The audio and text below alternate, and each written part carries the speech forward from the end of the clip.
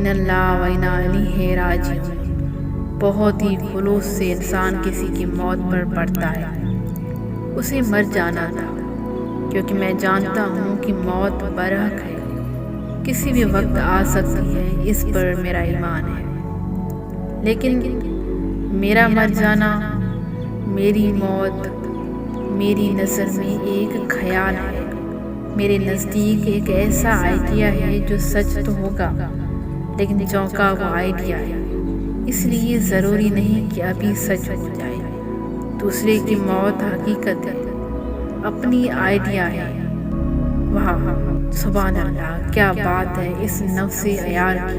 اپنی اور اپنے ارد گرد موجود زندگیوں کا جائزہ لیں، آپ کو یہ طلسم ہر ایک پر چھایا ہوا نظر آئے گا۔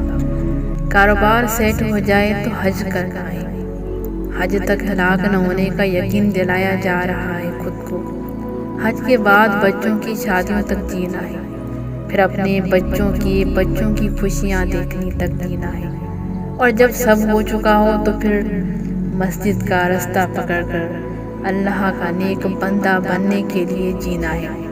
کوئی مرنے کو تیار نہیں ہے، ایک فانی، ایک ہلاک ہو جانے والا ہر دم خود کو عارضی طور پر ہی صحیح لیکن کچھ دیر کے لیے ابدی کرنے کی کوشش میں مصروف ہے، اور خالق کہہ رہا ہے کہ ہرگز نہ کہنا کہ کل یہ کام کر دوں گا، مگر انشاءاللہ، اور ہم نے اسے رسم بنا لیا۔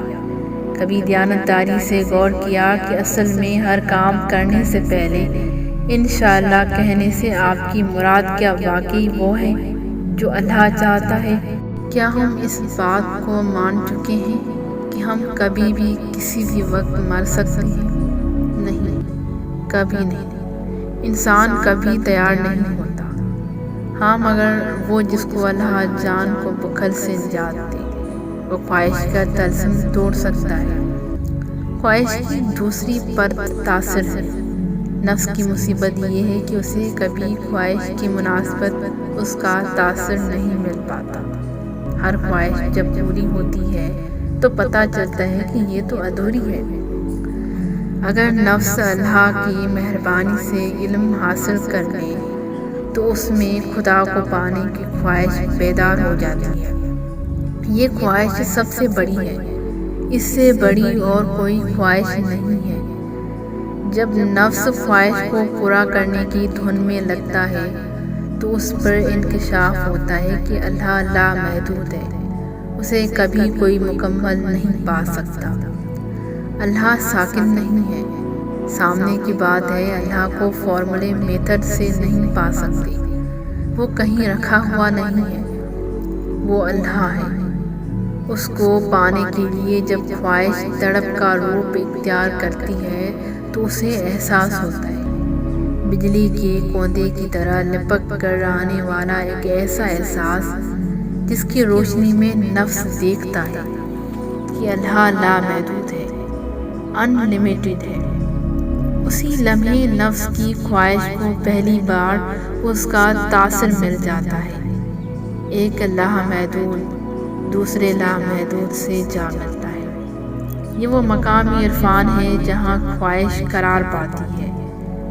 اب وہ کبھی ناآسودہ ہو کر واپس نہیں پلٹے گی، کبھی مایوس نا امید نہیں ہوگی کہ اسے اس کا ماخذ مل گیا ہے۔ خواہش یہی چاہتی ہے، خواہش کو پیدا کرنے والے کی یہی منشا ہے، یہی اس کا منصوبہ ہے۔ جو اس کو سمجھ گیا اسے الحکم التکاثر کی سمجھ آ گئی۔ اپنی بے قرار خواہش کو راستہ دکھاؤ، یہ بھٹک رہی ہے، یہ ذات کی سومناتوں میں ماتم کنا ہے، اسے اس کا کعبہ دکھاؤ۔ اپنی خواہش کو جانے کا راستہ دو، اسے جانا ہے اس کے پاس جس نے اسے پیدا کیا ہے۔